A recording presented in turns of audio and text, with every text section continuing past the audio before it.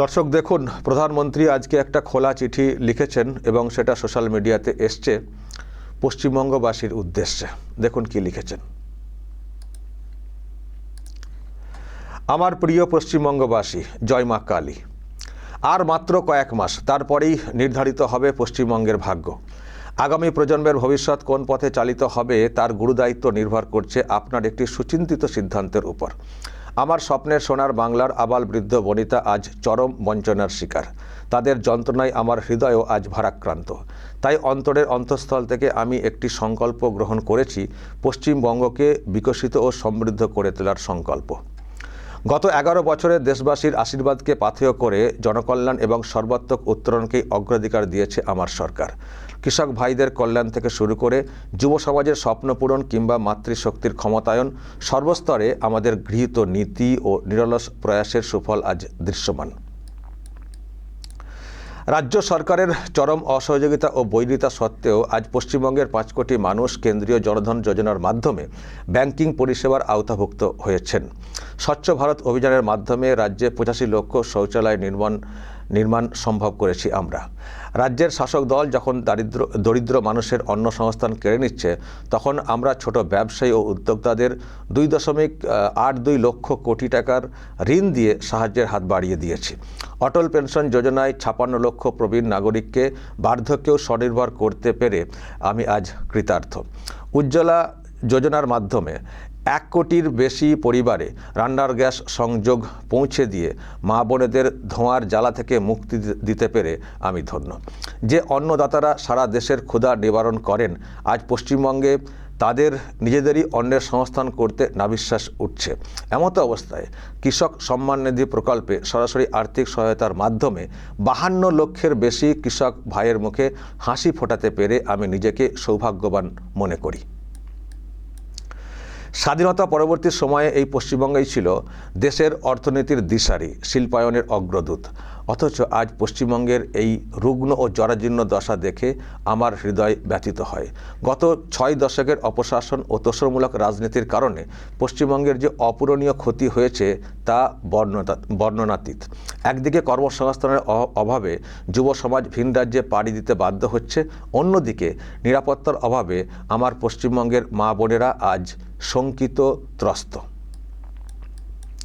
স্বামী বিবেকানন্দ ও ঋষি অরবিন্দের মতো যুগপুরুষরা যে পশ্চিমবঙ্গের স্বপ্ন দেখেছিলেন, তা আজ ভোট ব্যাংকের সংকীর্ণ রাজনীতি, হিংসা ও নৈরাজ্যে জর্জরিত, যা আমার এবং সমগ্র পশ্চিমবঙ্গবাসীর কাছে অত্যন্ত পীড়াদায়ক।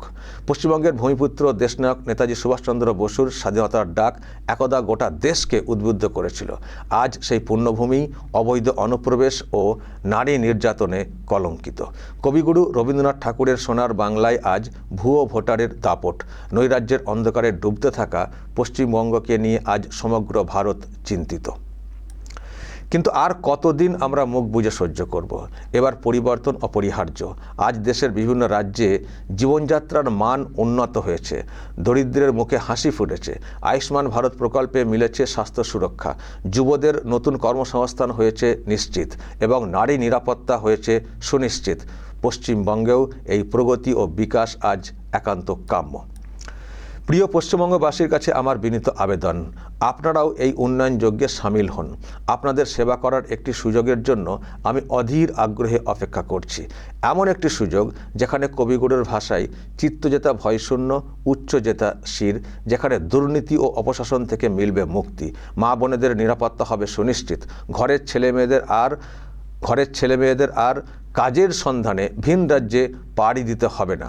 বাংলার সংস্কৃতি ফিরে পাবে তার হৃত গৌরব। ধর্মীয় হিংসার শিকার আমাদের শরণার্থী ভাই বোনেরা সিএএর মাধ্যমে নাগরিকত্ব পাবেন এবং অবৈধ অনুপ্রবেশ মুক্ত এক সুশাসন প্রতিষ্ঠিত হবে আমার পশ্চিমবঙ্গে। ভারত মাতার বীর সন্তান ডক্টর শ্যামাপ্রসাদ মুখোপাধ্যায়ের আপ্রাণ চেষ্টাতেই পশ্চিমবঙ্গ আজ ভারতের অবিচ্ছেদ্য অংশ। তার স্বপ্নের পশ্চিমবঙ্গকে পুনরুজ্জীবিত করতে আসুন আমরা কাঁধে কাঁধ মিলিয়ে 2026-এই বিকশিত পশ্চিমবঙ্গ গড়ার দীপ্ত শপথ গ্রহণ করি। আপনাদের নরেন্দ্র মোদী, এবার বিজেপি সরকার বলে শেষ করেছেন। তো দর্শক, এই হচ্ছে প্রধানমন্ত্রী তথা বিজেপি নেতা নরেন্দ্র মোদীর খোলা চিঠি পশ্চিমবঙ্গবাসীর জন্য। দর্শক, প্রথমত আমি যে কথাটা বলতে চাই, এই যে এখানকার শাসক বলে যে কেন্দ্র কিছুই দেয় না, কিছুই দেয় না, যে হিসেব প্রধানমন্ত্রী নিজে দিয়েছেন এটাই বা কম কি? প্রচুর সব সাহায্য সহযোগিতা, কই এইসব তো বলা হয় না, এইসব তো বলা হয় না। এই যে এত প্রকল্প, জনধন যোজনার মাধ্যমে এই যে ব্যাপারগুলো, তারপরে এইসব ঋণের ব্যাপারও আছে স্বল্প, তারপরে অটল পেনশন যোজনা, তারপরে উজ্জ্বলা যোজনা, অনেক কিছু তো কেন্দ্র দিয়েছে। সব লুকিয়ে মানে দিচ্ছে কেন্দ্র, আর এখান থেকে আমরা দিচ্ছি বলে প্রচার। হ্যাঁ, শুধু ওই যেগুলোতে প্রচুর দুর্নীতি ধরা পড়েছে ওগুলোকে আটকে দিয়েছে বলে মানে বলছেন সব আটকে দিয়েছে। লাগাতার চুরি করে যাবেন, কোনো হিসেব দেবেন না, সেগুলো আটকানো হবে না। জব কার্ডের টাকা কীভাবে তুলে নেওয়া হয়েছে, মানে কাজ হয়নি তারও সব টাকা উঠে গেছে, রাস্তা হয়নি টাকা উঠে গেছে। তারপরে আবাসের তো ওই বড় বড় সব নেতা তারা সব আবাসের টাকা নিয়ে নিয়েছেন, যাদের দরকার ছিল না। গরিব মানুষের জন্য আবাসের টাকা দেওয়ার কথা, প্রধানমন্ত্রী আবাস যোজনা, সেখানে সব নেতারা একটা দুটো করে নিয়ে বড় বিল্ডিং বানিয়ে ফেলেছেন। ওই সব ধরা মানে পড়েছে, বিষয়টা তলব করা হয়েছে, বিষয়টা কি ব্যবস্থা নেওয়া হয়েছে সেটা নিয়ে বলা হয়েছে, উত্তর বা হিসেব দিতে বলা হয়েছে, দেননি, তাই টাকা আটকে রাখা হয়েছে। তো সেটা তো কয়েকটা প্রকল্প, বাকি যেগুলো মানুষের ডিরেক্টলি পরিষেবা যেগুলো পাওয়ার কথা সেগুলো তো পাচ্ছেন তো। কেন্দ্র কিছু দেয় না, যা করছেন দিদি, আর এদিকে সব চুরি করে সব হয়ে যাচ্ছে। তো যাই হোক দর্শক, ওই হিসেবটা খানিকটা এখানে পেলাম।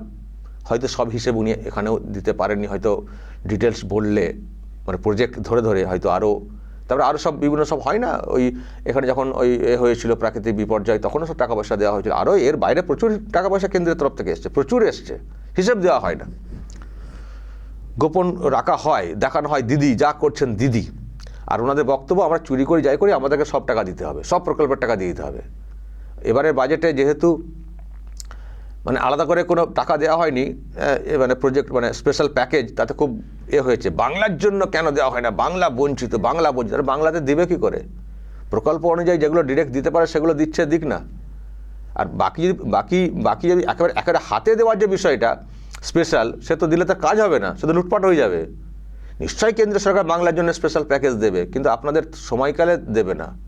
পরিবর্তন হোক, এই যে বলেছেন একটা সুযোগ দিন পরিষেবা করার, এবং বঙ্গবাসীকে বলেছেন তার জন্য আপনাদের একটা সুচিন্তিত সিদ্ধান্ত নির্ভর করবে আমার এখানে কাজের সুযোগটা পাওয়ার ক্ষেত্রে, মানে ভোটের ব্যাপারটা যেটা বলতে চেয়েছেন।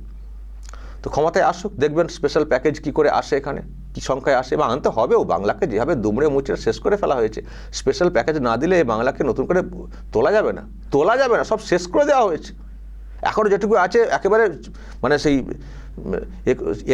একেবারে নিকড়ে নিয়ে নেওয়া হচ্ছে, যাচ্ছে তাই। যদি আবার ক্ষমতায় আসে কি হবে রাজ্যটার? এখন যেভাবে উদ্বেগ প্রকাশ করছেন, এ তো এবছরের ব্যাপার, যদি 26-এ পরিবর্তন না হয় যে কী হবে বুঝতে পারছেন? তো প্রধানমন্ত্রী এবং সেই সঙ্গে আরেকটা কথা বলছেন, বাংলার ব্যাপারটা নিয়ে গোটা দেশ চিন্তিতের আরেকটা কারণ আছে, এবং অবৈধ অনুপ্রবেশ ইত্যাদি কথাগুলো উনি বলেছেন সিকিউরিটির ব্যাপারটা নিয়ে উনি বলতে চেয়েছেন, এবং সে সঙ্গে মা বোনেদের অবস্থা, পরিযায়ী শ্রমিকদের কথা সবই বলেছেন। ফলে পরিবর্তন আনাটা কিন্তু খুব জরুরি। প্রধানমন্ত্রী যখন এই খোলা চিঠি দিয়েছেন, তার মানে প্রধানমন্ত্রীও চাইছেন যে বাংলাতে পরিবর্তনটা হোক, খুব জরুরি পরিবর্তনটা, সেই জন্যই খোলা চিঠি উনি দিয়েছেন। এবার দর্শক, আপনারাও বলতে পারেন, আপনাদেরও বক্তব্য থাকতে পারে প্রধানমন্ত্রীর উদ্দেশ্যে, যে হ্যাঁ আমরাও তো চাই পরিবর্তন, কিন্তু পরিবর্তন আনতে গেলে এখানে যে ধরনের ব্যবস্থার প্রয়োজন সেটা আমরা এখানে পাই না, বা নির্বাচন কমিশন ভোটটা করালেও সেই পরিবেশ আমরা পাই না যেখানে সত্যিকারের ঠিকঠাক প্রতিফলন হবে।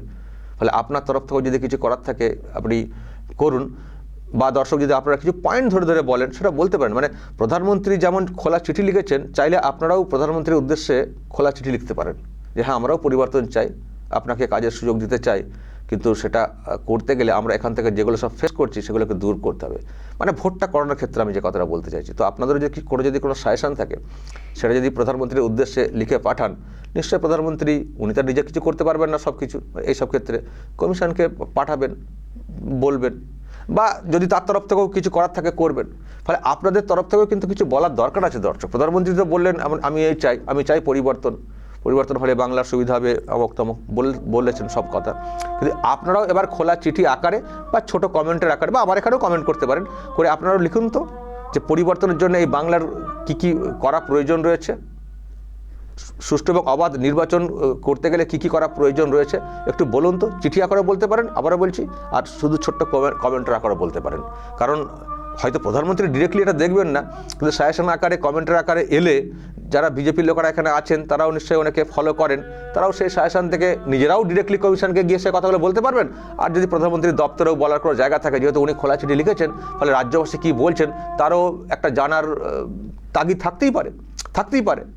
তাহলে আপনারাও সরব হন, আপনারাও কথা বলুন যে হ্যাঁ আমরাও পরিবর্তন চাই, কিন্তু পরিবর্তন আনতে গেলে এই করতে হবে। আর তার সঙ্গে যদি আপনাদের আরও কিছু বলার থাকে যে পরিবর্তন এলে আপনি এই দিকগুলো দেখবেন, এই দিকগুলো করবেন, এখন থেকে বলে রাখছি, সেগুলোও বলবেন। যা বলার বলবেন দর্শক, এবং নজর রাখবেন আরামবাগ টিভিতে।